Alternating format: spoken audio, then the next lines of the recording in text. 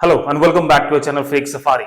My name is Abhishek and I believe you guys are doing good and studying properly.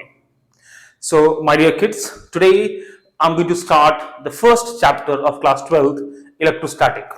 I believe आपने 11th में अच्छे से पढ़ाई करा है और जो भी कॉन्सेप्ट आपने सीखा है क्लास 11th में आप उसको रिवाइज भी करते रहोगे बीच बीच में, क्योंकि आपको जब एग्जाम देने होंगे जेई नीट के तो दोनों ईयर से दोनों क्लासेस से क्वेश्चंस आते हैं।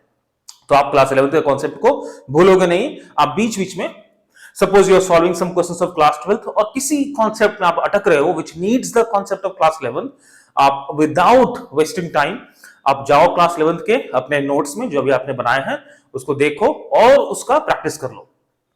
तो इस तरह से ना आपका 11th और 12th दोनों इंटैक्ट रहेगा, वरना क्या होगा कि आप 12th में खो जाओगे, 11th आप भूल जाओगे, which should not happen. All good? तो let me first tell you quickly कि आपको पढ़ना क्या है क्लास 12th में। हम जल्दी से बात करते हैं। तो बेसिकली आपको जो पढ़ना आपको क्लास 12th में उसको हम लोग बोलेंगे स्टार्टिंग में, इसको इलेक्ट्रोडायनेमिक्स बोलेंगे। इलेक्ट्रोडायनेमिक्स, डायनेमिक्स है ना। That means we are going to study about the, आप नाम से समझ रहे हो, इलेक्ट्रॉन के बारे में कुछ ना कुछ हम लोग बातें करने वाले हैं, ठीक है। तो इसको 3 पार्ट्स में is bifurcated. The first part is when the electron, और उसको हम चार्ज बोले तो काम अच्छा रहेगा, हम इसको चार्ज लेकर चलते हैं, ठीक है। When the charge is at rest, ये पहला कंडीशन होगा हमारे चार्ज के स्टडी में। तो electrodynamics is all about the study of charge, आप ऐसे समझ लो, स्टडी ऑफ चार्ज इसको बोल सकते हैं। और इसको 3 पार्ट्स में हम डिवाइड करेंगे। पहला part when the charge is at rest, जब चार्ज रेस्ट पे होगा तब उसको कैसे हम डील करेंगे। Second part with that would be when the charge is moving at constant speed और कांस्टेंट वेलोसिटी, और एक यूनिफॉर्म वेलोसिटी से भी वो बोल सकते हैं। अगर मूव करता है तो उस केस में उसके नेचर, उसके जो प्रॉपर्टीज होंगे, how it is going to behave, हम उसके बारे में चर्चा करेंगे। और थर्ड पार्ट बच्चों, that what we going to discuss is when the charge is accelerating. ये 3 conditions that we are going to talk about in the electrodynamics. Apart from this आपके जो चैप्टर्स रहेंगे उसके बारे में भी हम going to discuss. Now let us start with the situation when the charge is at rest. हम इसको क्या बोलेंगे, ठीक है। और फिजिक्स में हमारे क्लास 12th के सिलेबस में which are the topics that we are going to discuss under the condition of rest. So this is the situations when we say that electrodynamics will be called as a electrostatic. इसी को हम लोग बोलते हैं बच्चों electrostatic. Static means rest, charge rest पे है तो उसको बोलेंगे इलेक्ट्रोस्टैटिक। जब चार्ज मूव कर रहा है इसको हम लोग बोलेंगे इलेक्ट्रोमैग्नेटिक, है ना। और मैग्नेटिक हम इस केस में बोलेंगे इलेक्ट्रोमैग्नेटिक। और लास्ट में इसको बोलेंगे when the charge is accelerating, इसको बोलेंगे इलेक्ट्रोमैग्नेटिक वेव्स। तो ये हमारा 3 जो बाइफर्केशंस हैं, electrostatic when the charge is at rest, electromagnetic और इलेक्ट्रोमैग्नेटिज्म बोल दो। इस फिजिक्स के इस पार्ट को हम लोग बोलेंगे इलेक्ट्रोमैग्नेटिज्म। तो आप देख रहे हो यहाँ पे इलेक्ट्रो भी है और मैग्नेट भी है, मतलब कि इलेक्ट्रिसिटी और मैग्नेटिज्म दोनों का चर्चा हम उस सेक्शन में करेंगे जब चार्ज में कुछ वेलोसिटी हो which is a uniform velocity, और this is called electromagnetic waves. तो हमारा एक सेगमेंट है which is very very less in our syllabus, बहुत ही छोटा है। इसमें सिर्फ एक ही चैप्टर आपको पढ़ना है, ईएम वेव्स, है ना। आपको पढ़ना है ईएम वेव्स करके एक चैप्टर है, छोटा सा स्मॉल, क्योंकि higher study of EM waves would be done when you do go for the engineering और एमएससी करते हो आप फिजिक्स में, तो आपको ईएम वेव्स पे ज्यादा डिटेल में स्टडी करना होगा। फिलहाल के लिए तो बहुत कम है, बहुत ही कम, तो बहुत ही कम है ना। एनीवेज, इलेक्ट्रोस्टैटिक में हम क्या क्या पढ़ेंगे बच्चों। जो फर्स्ट थिंग हम लोग पढ़ेंगे वो इलेक्ट्रोस्टैटिक ही है, जो पहला चैप्टर है उसमें हम लोग कूलम्ब्स लॉ पढ़ेंगे, आगे चलकर कैपेसिटर पढ़ेंगे, है ना। तो सारे के सारे जो कहानी होंगे वो इलेक्ट्रोस्टैटिक में होंगे। जहां भी चार्ज रेस्ट पे है, those part of physics will be called as a electrostatic. तो पहला चैप्टर हो जाएगा हमारा, इसी में हो जाएगा। चैप्टर 1 में आता है आई थिंक कैपेसिटर आ जाएगा, है ना। तो when we have the in this segment I am going to talk about electrostatic, तो आप उसको रख दो इलेक्ट्रोस्टैटिक ही रख, सेम नाम है तो कोई दिक्कत नहीं, इलेक्ट्रोस्टैटिक हो जाएगा। We going to talk about the capacitor, हम इसी में बात करेंगे पोटेंशियल है ना, पोटेंशियल डिफरेंस, पोटेंशियल एनर्जी, हम सारी के सारी चर्चा इसी के अंदर करेंगे। इस सेगमेंट में हम बात करेंगे मैग्नेटिज्म का, करंट का बात करेंगे, right. We can talk about the current in this. हम बात करेंगे इसमें ईएमआई का बात करेंगे, इलेक्ट्रोमैग्नेटिक इंडक्शन का बात करेंगे, और हमारा जो एसी करंट है वो भी इसी के सेगमेंट में आ जाता है। एंड इसमें मैंने आपको बता दिया we can talk about the electromagnetic waves. तो this is the electrodynamics. Apart from this जो आपको पढ़ना है optics and the modern physics. आपको 3 मेजर सेगमेंट है फिजिक्स में क्लास 12 के सिलेबस में बच्चों, जो कि आपको पढ़ना है इलेक्ट्रोडायनेमिक्स, ऑप्टिक्स और मॉडर्न फिजिक्स। बस इतना ही करना है और इसके साथ आपको क्लास 12 का सिलेबस जो हो जाएगा खत्म हो जाएगा। अच्छा, दूसरी बात जो आती है कि सर इस केस में when I am talking about the charge is at rest, तो करता क्या है, what happens when the charge is at rest. तो इस केस में आप बहुत इंपॉर्टेंट बात है, लिख लो इसको, ओके लिख लो। When the charge is at rest it produces pure electric field. It produces pure electric field. कौन प्रोड्यूस करता है भैया, चार्ज प्रोड्यूस करता है, ठीक है। It produces pure electric field. अच्छी बात है। Now when the charge is moving at a constant or uniform velocity, उस केस में क्या प्रोड्यूस करता है, it produces electric as well as magnetic field. अब इलेक्ट्रिक फील्ड भी प्रोड्यूस होगा और मैग्नेटिक फील्ड भी प्रोड्यूस होगा, ठीक है। It produces electric field as well as electric and magnetic field. Electric and magnetic field, ये दोनों फील्ड्स को इसमें प्रोड्यूस करेगा और हम चर्चा करेंगे उसके फील्ड्स के इफेक्ट के ऊपर, प्रॉपर्टीज के ऊपर बहुत सारे सवाल और इस पे बनते हैं, ठीक है। और ये आपको प्रोड्यूस करेगा, ये जो होता है it produces electric field, magnetic field and EM waves, आपको एक वेव भी क्रिएट करेगा। So when the charge is accelerating, that is going to produce your electric field, magnetic field and the electromagnetic waves. तो तीनों के तीनों चीज को वो प्रोड्यूस करेगा। तो पहला जो हमारा स्टडी है वो एक्चुअली ये होगा when the charge is producing the pure electric field।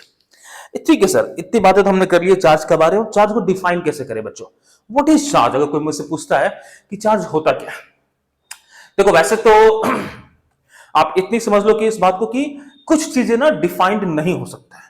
For example अगर मैं बोलूं कि भैया एटम क्यों है, एटम के अंदर न्यूक्लियस क्यों है, there is no answer for that. है तो है, हाँ वो है तो क्या है, कितना है, उसमें क्या क्या चीजें हैं, those are the things that we can discuss. उसके प्रॉपर्टीज को डिस्कस कर सकते हैं, उसके इफेक्ट को डिस्कस कर सकते हैं, बट वो क्यों है तो है ना। आपका नाम क्यों है, बस है भैया है ना। इस कैमरे का नाम सोनी क्यों है तो है, अब रख दिया गया तो रख दिया गया है ना। लेकिन तो उसी तरह से चार्ज, हमने पूरा कहानी किसके बारे में है, चार्ज के बारे में, ठीक है। तो चार्ज को अगर मैं डिफाइन भी कर दूं आपके लिए, तो चार्ज को एक ऐसा इंट्रिंसिक प्रॉपर्टी ऑफ मटेरियल बोला जाता है which due to which it is going to experience a certain amount of force when placed in the electromagnetic field। कहने का मतलब है कि अगर मैं if I have a massless object, जो कि पॉसिबल नहीं है, अगर मेरे पास ऐसा कुछ मासलेस हो जाए तो उसमें ग्रेविटी काम नहीं करेगा। तो ग्रेविटी काम करने के लिए, ग्रेविटी को अपने उसको इन्फ्लुएंस करने के लिए बॉडी में मास होना चाहिए। लाइकवाइज अगर किसी पार्टिकल को if I place in the एक इलेक्ट्रोमैग्नेटिक फील्ड्स में मैंने रख दिया है ना, इलेक्ट्रोमैग्नेटिक फील्ड्स में मैंने रख दिया, तो it is going to experience certain amount of force, और वो तभी पॉसिबल है जब इसके अंदर एक प्रॉपर्टी होता है जो उसको हम लोग चार्ज बोलते हैं। अगर वो चार्ज इसके अंदर है तभी जाकर वो इस फोर्स को इन्फ्लुएंस कर पाएगा, एक्सपीरियंस कर पाएगा। तो it is very important for us to understand the properties of charges. हम प्रॉपर्टीज ऑफ चार्ज को ज्यादा उस पर अहमियत देंगे रादर इंस्टेड की what is the definition of charge. इतना समझ लो एक प्रॉपर्टी ऑफ मैटर है जिसके कारण वो फोर्स एक्सपीरियंस करता है when it comes into the interactions with the electric और मैग्नेटिक फील्ड और बोथ। इतनी बात समझ में आ रही है? तो हम जो आगे बढ़ाएंगे बात को वो होगा बच्चों प्रॉपर्टीज ऑफ चार्ज। हमारा जो मेन टारगेट होगा वो प्रॉपर्टी ऑफ चार्ज होगा। आई एम श्योर कि आपको बातें समझ में आ गई होगी कि हम चार्ज के 3 स्टेट्स को पढ़ेंगे। We can study the 3 states of charge. One is going to be rest, moving with uniform velocity and acceleration. तो हमारा इन दोनों में ही काफी समय चला जाएगा और हम लोग स्लोली ग्रेजुअली एक एक बात को धीरे धीरे समझते हुए आगे बढ़ेंगे। तो there is no rush in very beginning, अभी आराम से हम लोग चलेंगे। And I am sure whoever are connected with me they would be watching entire videos और सारे कॉन्सेप्ट्स को आप अच्छे से समझोगे बच्चों, है ना। चलिए, और आपकी कुछ भी डाउट्स हो you let me know, I would definitely, I am gonna definitely do something about that, है ना। बिल्कुल उस पर आप परेशान मत होइए।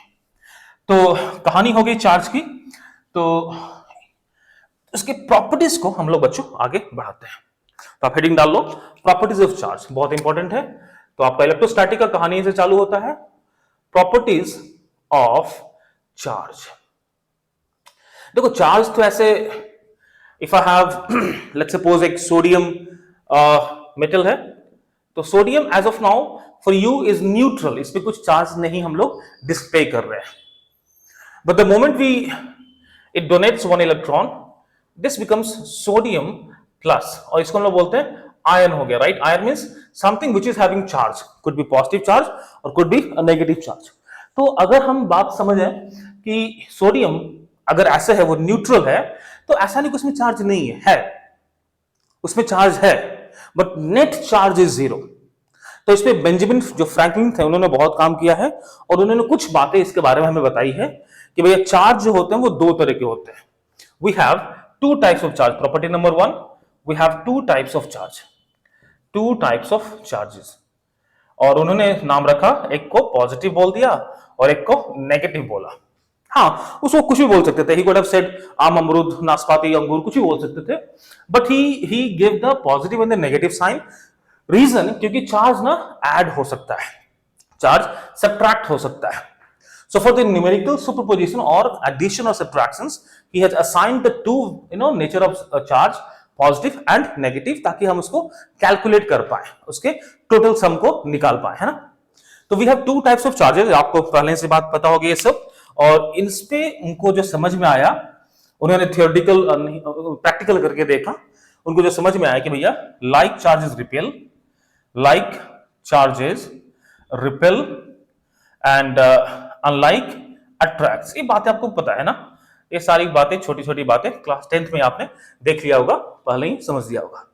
अच्छी बात है। तो उन्होंने बोला कि पॉजिटिव है, नेगेटिव है। पॉजिटिव का एक एग्जांपल तो आप समझ में आ रहा होगा कि when we have less number of electron, when there is a deficient of electron, किससे लेस, आप समझो। When I looked at this sodium, in neutral था, इसको हम लोग बोलेंगे न्यूट्रल। न्यूट्रल का ये मतलब नहीं कि उसके पास चार्ज नहीं है, उसके पास चार्ज है, बट इक्वल नंबर में है। कौन सा इक्वल नंबर में है? पॉजिटिव और नेगेटिव इक्वल नंबर्स में है ना। अगर मैं मान लूं कि इसके पास +2 चार्ज है और -2 चार्ज भी है, तो overall net charge should be how much? 0। और जब भी net charge, if net charge is 0, if बच्चों नेट चार्ज 0 होता है, then the body is called as electrically neutral, और आप सिंपल न्यूट्रल बोल सकते हो ना, electrically neutral, just to be being very precise, it is called as electrically neutral, और सिंपली न्यूट्रल आप उसको बोल सकते हो। तो now this plus and minus we could add, reason being कि फ्रैंकलिन ने बोला था कि पॉजिटिव नेगेटिव, तो उसको हम लोग अलजेब्रिकली ऐड और सब्ट्रैक्ट कर सकते हैं। That was the reason why he has assigned the sign to the charges. All good बच्चों। एनीवेज, नेगेटिव चार्ज को थोड़ा देख लो।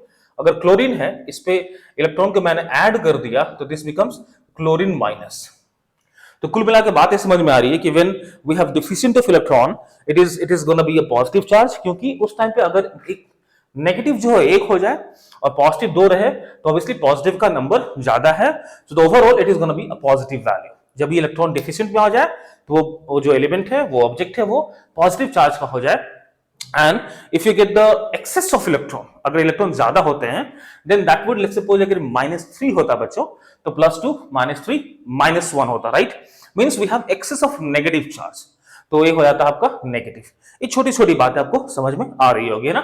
तो we have two types of charges, positive negative, and Benjamin Franklin ने इसको इस पे काम किया था, उन्होंने इसको पॉजिटिव और नेगेटिव का जो असाइन किया था, द नेचर। ठीक है, चलो प्रॉपर्टी नंबर 2 पे आते हैं हम लोग, कि नंबर 2 पे आते हैं, जो कि हम लोग पढ़ते हैं बुक्स में, quantization of charges.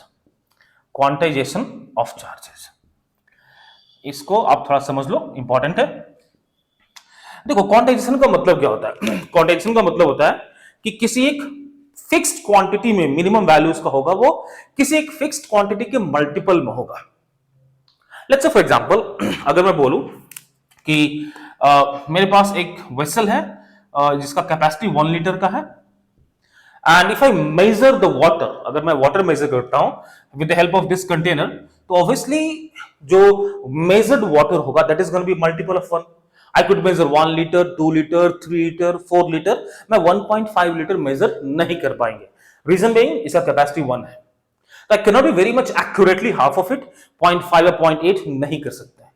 So means the amount of water which I'm going to pour into a bigger container with the help of this small container, well, that is going to be integral values multiple of 1. That could be 1, 2, 3, 4 and so on, so on, so on. Now let us understand one thing. For that minimum value or for that amount of water over here, we have defined the minimum value which this container can measure, right? Likewise हमारे पास charge का भी कुछ measuring unit होना चाहिए, कुछ fundamental charge का value होना चाहिए. तो द फंडामेंटल चार्ज का वैल्यू बच्चों दैट इज 1 इलेक्ट्रॉन और उसका चार्ज जो होता है 1.6 time 10 to the power of minus 19 coulomb. Now this is considered to be the smallest unit of charge, but हमारे सिलेबस में यही है. But we have one more unit of charge, one more charge जो कि discovered हो चुका है, उसको हम लोग बोलते हैं क्वार्क्स. आपके सिलेबस में नहीं है, बट फिर भी आपके बस नॉलेज के लिए मैं बता दे रहा हूं. क्वार्क बोलते हैं उसको. And we have two kinds of quark, up quark and down quark.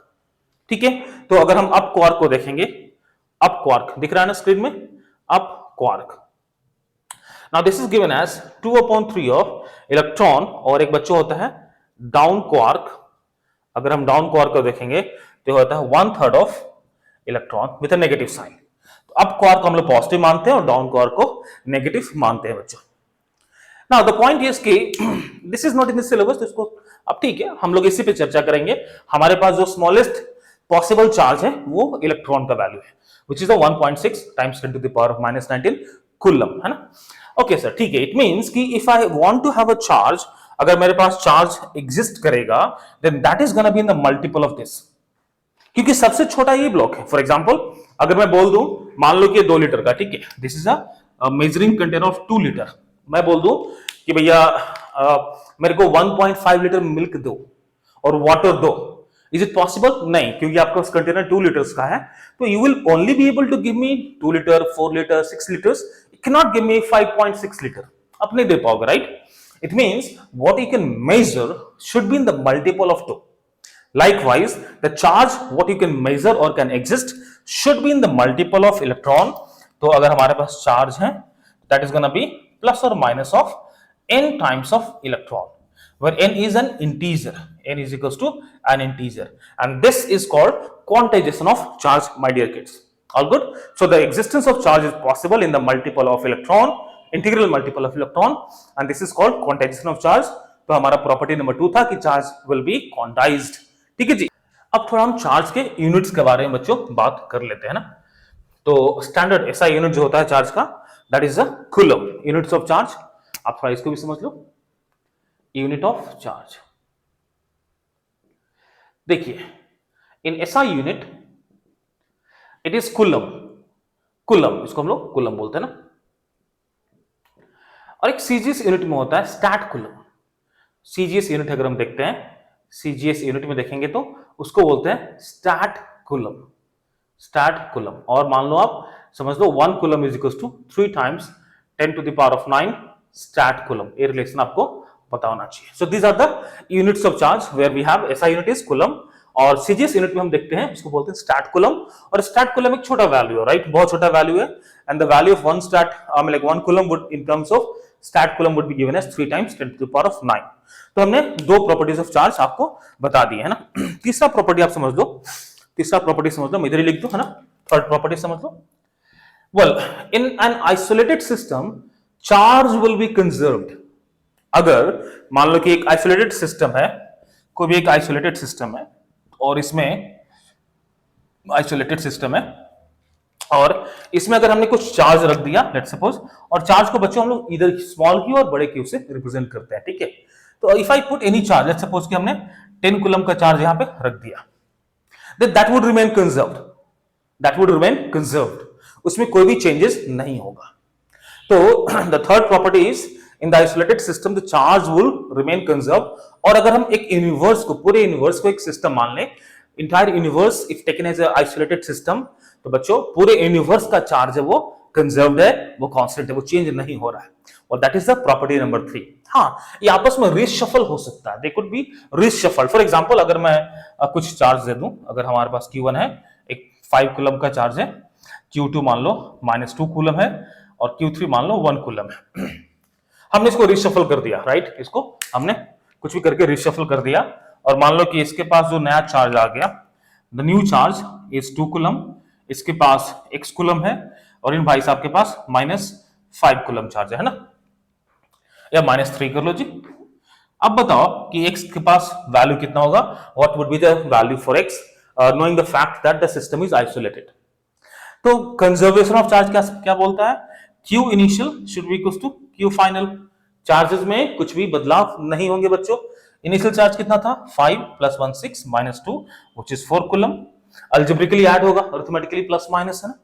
Final क्या हो गया, 2 - 3 which is -1 plus x, -1 plus x which means the value of x is gonna B 5 coulomb because the charges is conserved, you know, in an isolated system, so the charge on Q3 should be 5 coulomb. That's a property number 3. All good बच्चों। now अब थोड़ी बात और आगे बढ़ाते हैं इसको इस बात को थोड़ा सा और आगे बढ़ाते हैं। आपने सुना होगा कि आपने अभी देखा कि like repels and the unlike attracts, है ना, ऐसी बात हम समझ चुके हैं, ठीक है जी। तो कहने का मतलब है कि इफ आई हैव और अरे भाई इधर आ जाओ ना, और एक प्रॉपर्टी और समझ लो कि चार्ज जो है वो किसी भी फ्रेम पे डिपेंड नहीं करता।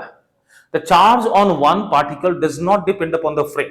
आप समझ रहे हो, आप उसको जमीन से देखो, आसमान से देखो, उड़ते हुए लिफ्ट फ्लाइट से देखो, charge is invariant of the frame. बहुत इंपॉर्टेंट बात है, प्रॉपर्टी नंबर 4 आप इसको लिख लो, charge is invariant, charge is invariant, charge is independent of frame, ऐसे भी लिख सकते हो, इंडिपेंडेंट ऑफ फ्रेम, है ना, charge is independent of frame.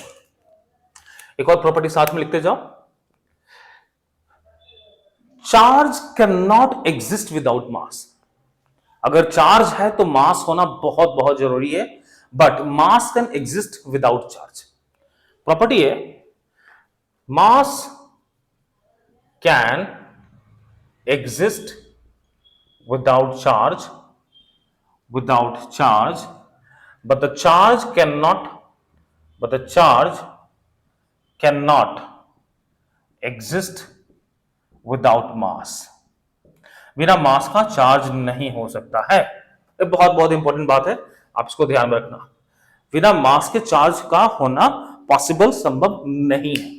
अगर चार्ज है तो मास होगा ही होगा। तो कहने का मतलब है कि अगर हम if I talk about the electron as the smallest charge, if one electron is 1.6 times 10 to the power of -19 coulomb, तो अगर एक चार्ज है तो कुछ मास भी होगा। तो बच्चों मास ऑफ इलेक्ट्रॉन लिख लो is 9.31 times 10 to the power of -31 kg। आपको पता है ना, मास ऑफ प्रोटॉन -27 होता है, न्यूट्रॉन को भी इसको -27 लिखते हैं। कहने का मतलब है कि अगर इलेक्ट्रॉन है, चार्ज है, तो मास होना ही है। Without mass, the charge cannot exist, but it is not necessary कि mass है तो charge होगा। Well, that's not necessary. But if the charge is there, mass has to be there. और बच्चों इस पे questions बनते हैं, इस पे questions बनते हैं, आपको याद रखना है। चलिए next property हम charge का देखेंगे बच्चों। Let us see the next property of charge। एक बहुत important property है कि you can say the proof, you know, और उसको आप proof मान कर चल सकते हो। थोड़ा इसको समझना, आप उसको थोड़ा ऐसे समझ लो, है ना। ओके, मान लो कोई मेरे को बोलता है कि the like repels and the unlike attracts, मतलब कि अगर if two bodies are attracting each other, does that mean कि both the bodies have charge? You know, my question to you बच्चों, if two bodies attracts each other, let's say if two bodies attracts each other, then both are charged, both are or both have charges, or both, that means both have charges। अरे हट जाए, both must have charges ना, both must have charge। क्या ये सही statement है? Is it a correct statement? ध्यान से देखो, क्या सही स्टेटमेंट है? अच्छी बात है। अब मेरी बात समझो, अब मेरी बात समझो। अ neutral body can be charged, a neutral body can be charged, क्योंकि चार्ज क्यों होता है? ट्रांसफर ऑफ इलेक्ट्रॉन से होता है। Charge would happen because of the transfer of electrons. अब वो कैसे होता है? या फिर इंडक्शन से हो सकता है या फिर रबिंग से होता है। तो पहले हम इस बात को थोड़ा समझ लेते हैं बच्चों। लेट अस फर्स्ट अंडरस्टैंड कि how the bodies could be charged, how can be charge the body, that is method of charging. Let us understand the method of charging. आप उसी के सहारे इस क्वेश्चन को आंसर दे पाओगे, है ना। नेक्स्ट पॉइंट आप लिखो, method of charging, method of charging, method of charging. आप समझो मेथड ऑफ चार्जिंग होता क्या क्या। पहला मेथड है, सिंपल लिखो, कंडक्शन, है ना, बाई कंडक्शन। अगर सपोज एक बॉडी है, उसमें कुछ हमने पॉजिटिव चार्ज रखा है, एक बॉडी है, initially it's a neutral body, no charge, and if I connected through a wire, अगर मैं एक वायर से कनेक्ट कर देता हूं, then even this will get some charge, और ये चार्ज इसमें भी डिस्ट्रीब्यूट हो जाएगा, इसमें भी ट्रांसफर हो जाएगा, तो this becomes a charged body. पहला मेथड बहुत सिंपल था। दूसरा मेथड है रबिंग। रबिंग से भी चार्ज होता है, क्योंकि while rubbing the electron transfer will take place. तो सिंपल सी बात आप समझ रहे हो कि चार्जिंग अगर है, बॉडी में चार्ज हो रखा है, बॉडी में चार्ज ट्रांसफर हो रहा है, तो ऑब्वियस सी बात है कि इलेक्ट्रॉन हैज टू ट्रांसफर, क्योंकि इलेक्ट्रॉन एक पार्टिकल है, electron is a particle, right, और वो ट्रांसफर हो सकता है, तभी जाके चार्ज वुड बी क्रिएटेड। क्योंकि मैंने आपको स्टार्टिंग में बताया था, चार्ज इज ऑल अबाउट, अगर आप बहुत ही रॉ फॉर्म में समझना चाहो तो charge is all about excess और डिफिशिएंट ऑफ इलेक्ट्रॉन। चार्ज क्या है? इलेक्ट्रॉन ज्यादा है तो चार्ज दिखेगा नेगेटिव, इलेक्ट्रॉन अगर उस एलिमेंट में कम है आपको उसमें पॉजिटिव चार्ज दिखेगा। तो charge is the state of excess और डिफिशिएंट ऑफ इलेक्ट्रॉन। इतनी बात भी समझ पाओगे तो कहानी बड़े मजे में आगे बढ़ सकती है ना।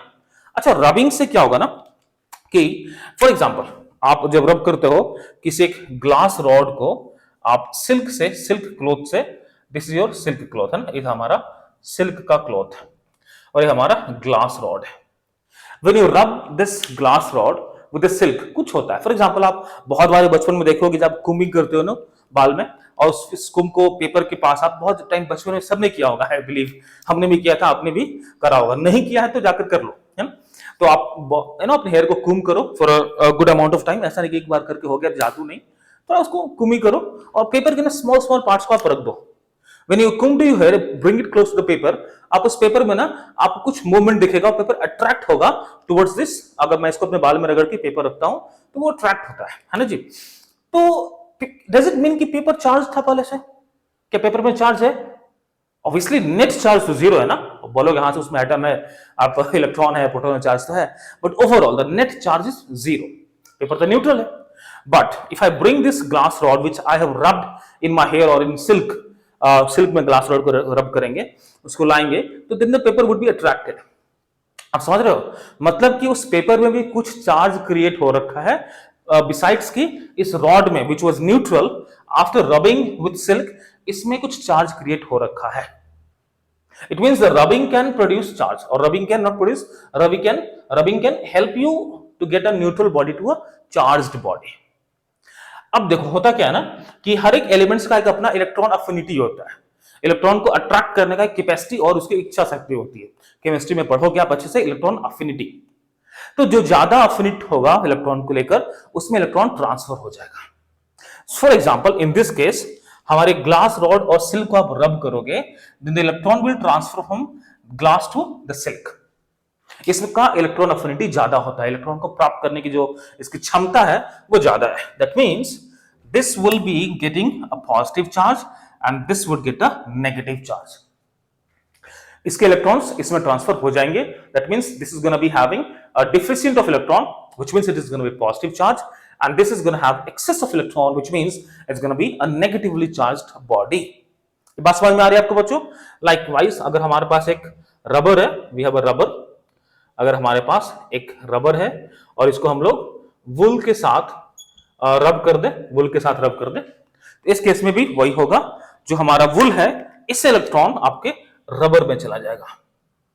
Electron from the wool will go to rubber. It means wool will become positive charge और हमारा जो रबर है बच्चों, that would become negatively charged.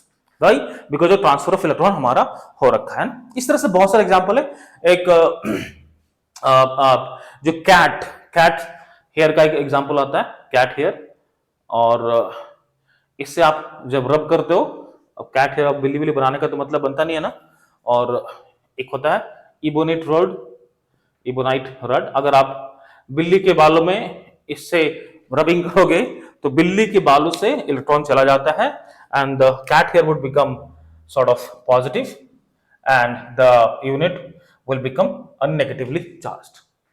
तो I have understood कि by conduction the body could be charged, by the rubbing the body could be charged. और जो third हमारा जो very very important है, that is called induction. The third method for the charging is charging by induction. और आपके इस सवाल का जो जवाब है आपको यहीं से मिलेगा बच्चों, आपको यहीं से मिलेगा, ठीक है। Charging by induction. तो इंडक्शन का मतलब क्या होता है?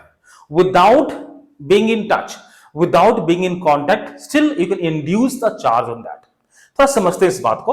अगर हमारे पास एक पॉजिटिवली चार्ज बॉडी है, I have a positively charged body. Let us bring a neutral. ये हमारा न्यूट्रल है, मींस इसके पास equal amount of positive and negative charges है।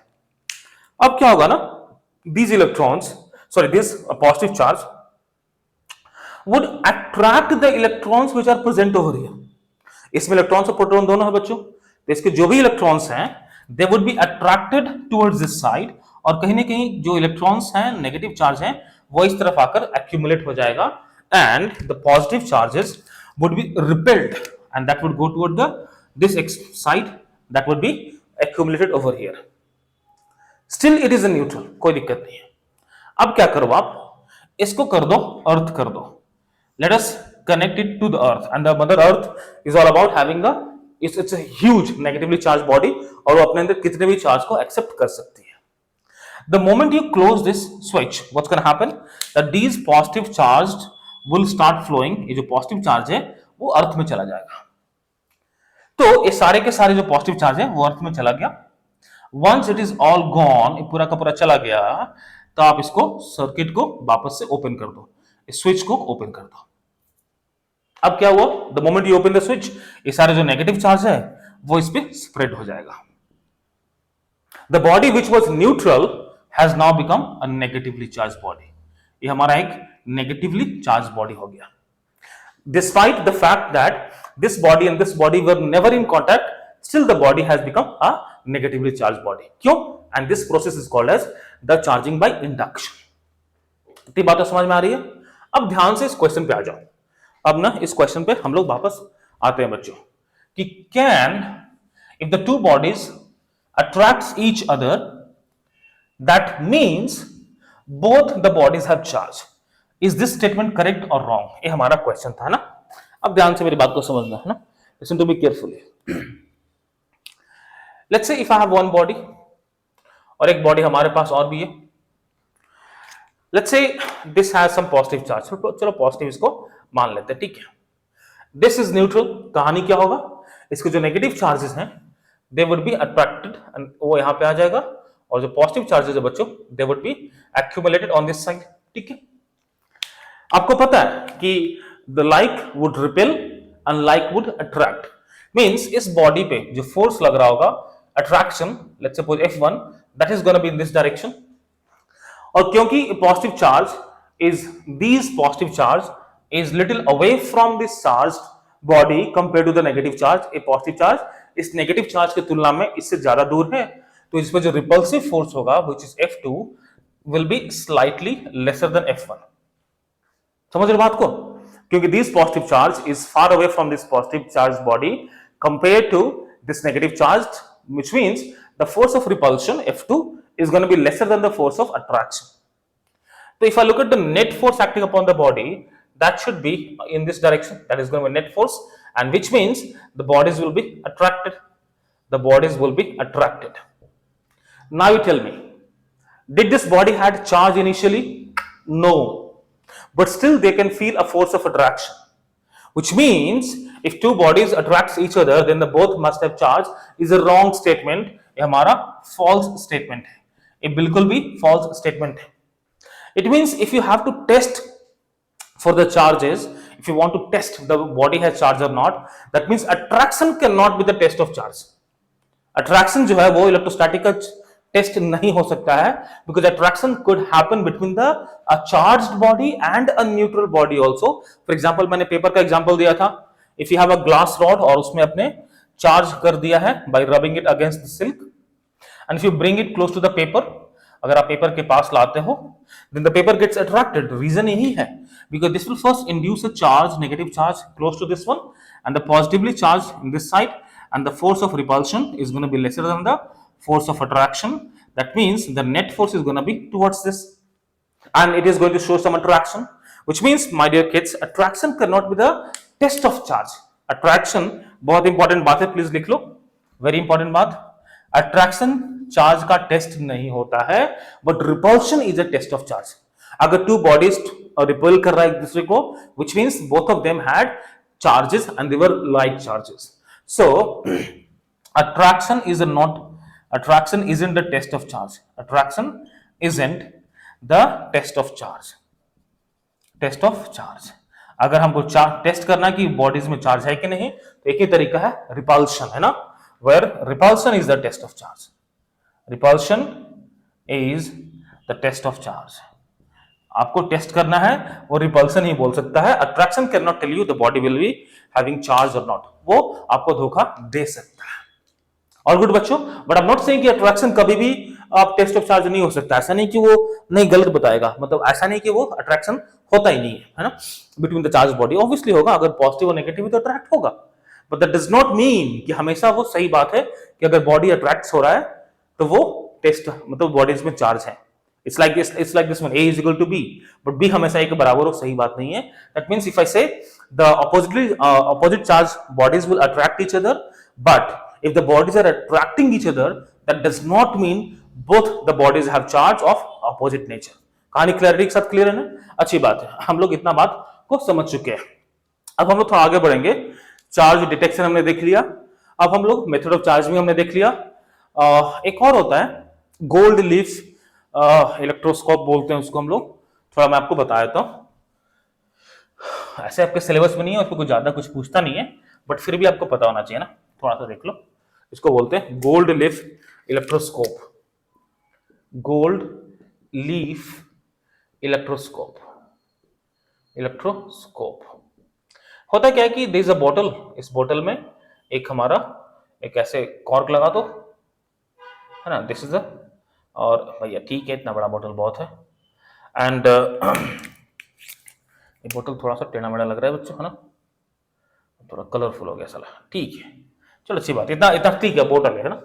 ओके, सो इसमें एक आपने कंडक्टर लगा दिया, यहाँ पे दो गोल्ड लीफ, मतलब काफी पतला, मतलब टिन शीट टाइप है ना. आपने this is the gold, this is a gold. आप लीफ बोल दो उसको, क्यों पत्ते जैसा दिख रहा है. आप गोल्ड, उसका थिन शीट है, बहुत ही पतला, है ना. Now the moment you charge this, आप इसको चार्ज करोगे ना, if you transfer a charge to this of your, और ऐसा मान लो कि अगर आप एक बॉडी को इसके पॉजिटिव चार्ज है इसके कांटेक्ट में लाओगे, then the charge flow will take place and those charge will get spread on these two. तो इस पे भी चार्ज आ जाएगा और इस पे भी चार्ज आ जाएगा, right. and since both of them has the same nature of charge, तो इनमें एक रिपल्शन स्टार्ट होगा, they will have a force of repulsion, और एक थोड़ा सा यू हुई है ना, ऐसा शिफ्ट कर जाएगा. ठीक है जी, थोड़ा सा उसमें एक एंगुलर डिस्प्लेसमेंट आ जाएगा, कुछ ऐसा हो जाएगा ना, स्प्रेड करेगा, एंगल ऑफ डेविएशन हो जाएगा. तो अगर ऐसा होता है, that means a body charged है. और अगर if you bring a neutral body, अगर एक न्यूट्रल बॉडी को लाते हो, इसे टच करते हो, then there is no flow of charge, और गोल्ड लीफ अपने आप को स्प्रेड नहीं करेगा, which means the body is not the charge body. तो this is also used for the charge detection. समझ रहे हो, ये भी चार्ज डिटेक्शन के लिए यूज किया जाता है कि बॉडी में चार्ज है या नहीं. आप समझ गए ना.